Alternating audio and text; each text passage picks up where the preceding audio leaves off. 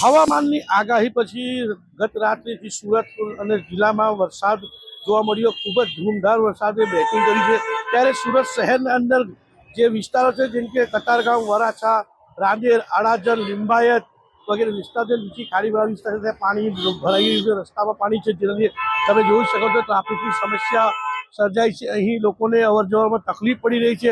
પાણી એટલી હદે થઈ ગયું છે કે ઘૂંટણ, કેટલાક વિસ્તારોમાં ઘૂંટણથી વધુ ઊંચું પાણી ભરશે। નીચલા વિસ્તારમાં સુરત મહાનગરપાલિકા દ્વારા પાણી કાઢવાની પ્રોસેસ શરૂ કરવાની કેટલાક લોકોનો આ પણ આક્ષેપો છે કે એસએમસી દ્વારા જો ગટર લાઇનની સફાઈ થઈ હોત અને ડ્રેન લાઇનની સફાઈ યોગ્ય રીતે થઈ હોત, આ પાણી ના ભરાય તો આ દરેક જગ્યાએ તમે સુરત શહેરના રહીશી એરિયામાં તમે જોઈ શકો છો આ હાલ જોવા મળી રહ્યા છે। દરેક જગ્યાએ પાણી અને રસ્તાઓ પાણીથી જામ છે, જેનાથી ટ્રાફિક જેવી સમસ્યાનો લોકોને અવર જવરમાં તકલીફ પડી રહી છે।